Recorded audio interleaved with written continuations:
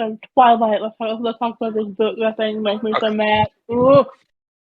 Okay. Let me get this other book so we can talk about Midnight Sun. Okay. So I was in like 2 chapters in. I know it was like the first chapter. The first chapter is where I really started to notice like the changes because not the changes, but like the difference between how different the movie is. And this book pisses me off. Ugh. Why'd you make me read it? You're not the one that had to read 1,000 pages. I had to read 2 books. I didn't have to. I wanted to. So, anyway. So, since you're not going to read all of Midnight Sun, possibly not, there are a few chapters I do recommend. Okay. If I don't read all of it, I won't be like understand. No, you'll definitely understand. Right? Okay. So there's the chapter where you saved it from Tyler's fan, and there's the chapter right after that where Edward comes to the terms that he is in love with Bella. Because at first, it's that first day in biology, he like had that whole disdain for her, and I didn't know until I read Midnight Sun, but at that point where he was sitting next to her, he thought about killing everybody in that classroom. And it was like he was trying to like visually think about like if he could, kill Bella and then manage to trap everybody in the biology room and kill them too because they would have witnessed it. And then he was like, well, no, I'd have to kill everybody else first and then kill Bella because her blood would be too cold by the time he finished killing everybody. And then it like goes to where he's across the lot, and then Alice has the vision. If Alice is your favorite character, I strongly recommend that you read Midnight Sun because I love Alice in Midnight Sun, and you get so much more Alice in Midnight Sun than you do in Twilight. That book just it was fine me swapping back and forth to read it until I got to the baseball game. Oh. That is whenever it flipped, and I was like, "Oh my God, Edward, just shut up!" And because like a lot of it is just unnecessary. That book just. I want to ask that lady why. I'm not mad at the author. I'm mad at I'm mostly mad about the film. Right. Like stuff that does not even happen in the movie happens in the book. For example, when she tells him that she knows that he's a vampire, she does it in the car, not in the woods, like where I know what you are and all that bullshit. Like not at all. I was waiting for that in this book, and it made me so mad when it did not come. Although I do like how she already like had her theories instead of the whole thing that they did in in the movie she had her theories, but I mean, still why they could have. In the movie, she only had 2 theories, which was like radioactive spiders and kryptonite. And here she had that, and then she kind of like pulled everything together after Jacob told her that story. Yeah. And that story is what she kind of like told her was like, okay, so Edward is a vampire. That right there, not she bought some book for some bookstore, which she didn't even go into in the book. Oh, and I did. Okay, when she went to Port Angeles and she almost got gang raped by all the men.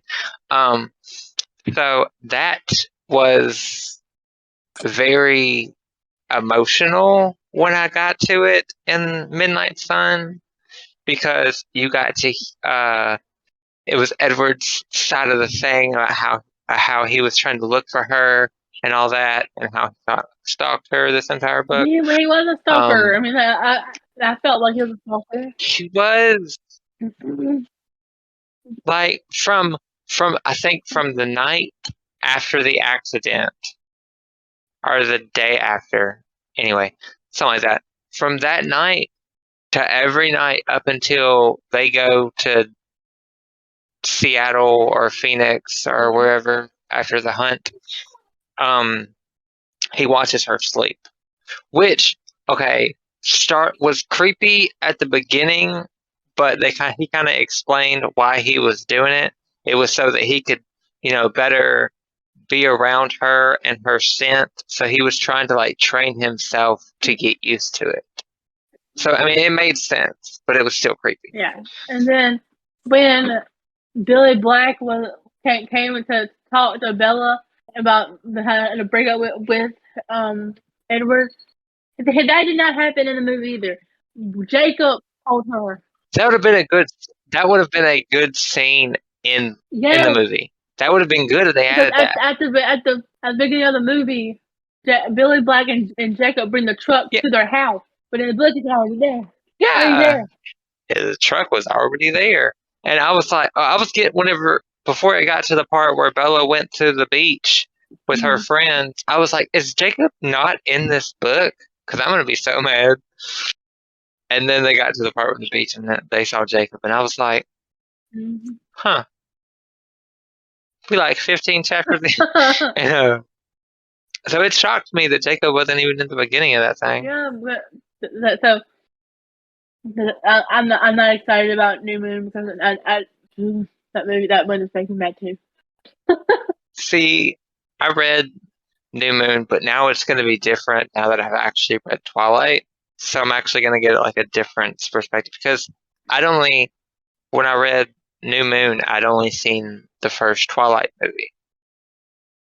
So now I think you're right. I'm not going to watch the Twilight movies because I thought about it. I was going to watch Twilight after I finished the books, and I was like, I wouldn't recommend it. I'm going to wait till I read all the books, and then I'm going to watch the movies, and I'm probably going to be mad the whole time. I can't do that to myself again. I was so pissed that ugh.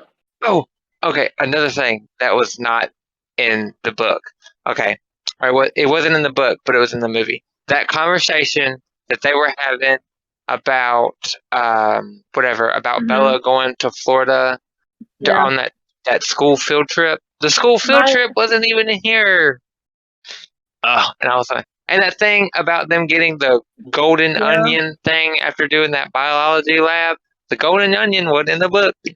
Yeah, this book, it's not the book that pissed me off. It's knowing what happened in the movie while I read the book and it not being like the movie. But I love the book better because the book has a lot of like more detail and more stuff. I still don't like Bella. I don't like Bella either. Bella get on my nerves. Bella is not my favorite. No. My favorite is Alice. But all the Collins, I don't like Edward. I don't like it. Oh. Okay. And I have a more understanding for Edward now reading Midnight Sun, but I don't know what it is. The guy that narrated the audiobook for Midnight Sun has so much more emotion in the conversations than the girl reading for Bella. Like, what was it? There's this one scene in it, when, toward the end where James made that videotape while, he was torturing Bella. Okay. When, it gets to that in, Midnight Sun when, Alice gives Edward the camera while Bella's in the hospital. Like he goes back and watches that video, and the tone that Bella should have had in that moment, the guy had that tone while reading it. But at the same time, when I was listening to it for Twilight, it's like the girl just, she was just reading the book. She wasn't, trying to, play it out.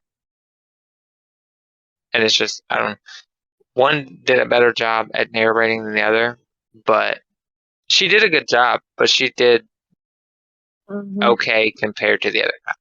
That just makes me wonder how much like Twilight is that life and death book.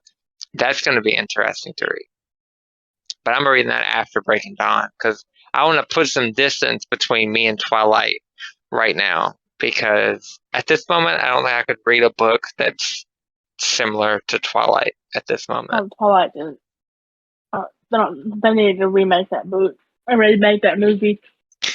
I thought I heard that in a few years they were going to do a TV series. No. I don't know. They did a TV series for the Vampire Diaries, and it turned out to be more popular than the book.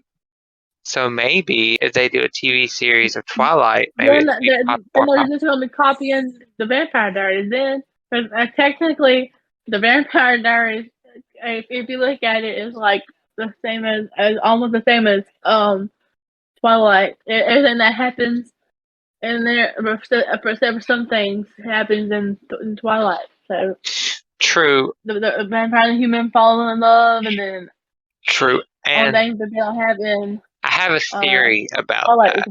My theory is, okay, so these books, the first book, Twilight, came out in 2005, whereas the Vampire Diaries books, well, the first three came out in like the 1990s.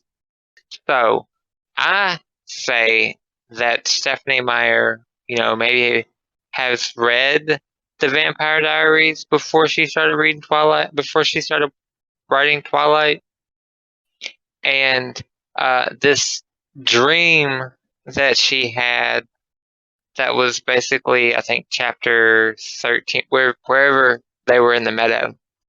Yeah, the meadow was part of her original dream that she had. So I'm assuming she was semi-subconsciously inspired by the Vampire Diaries, but she changed a lot of things, which ironically, the Twilight books were inspiration for 50 Shades of Grey.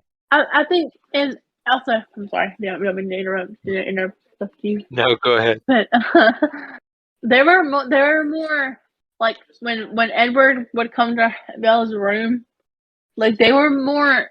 They didn't have sex, but they were like more intimate. Like, yeah, their first, like in the movie, they're not. Their first, intimate thing. It wasn't in her bedroom, I don't think. I don't remember exactly where it was. Was it? It was on their date whenever they were in the woods. Yeah, it was on whenever they. Do what? Whenever they first kissed. Yeah. It was right after their. Right after the woods. Right after she fainted, basically, or got lightheaded after he ran her to the truck. Yeah. That's she was like, that girl was a hypochondriac, okay? Because every time she, he kissed her or something, she felt lightheaded. Like, that was some bullshit. Like, he didn't.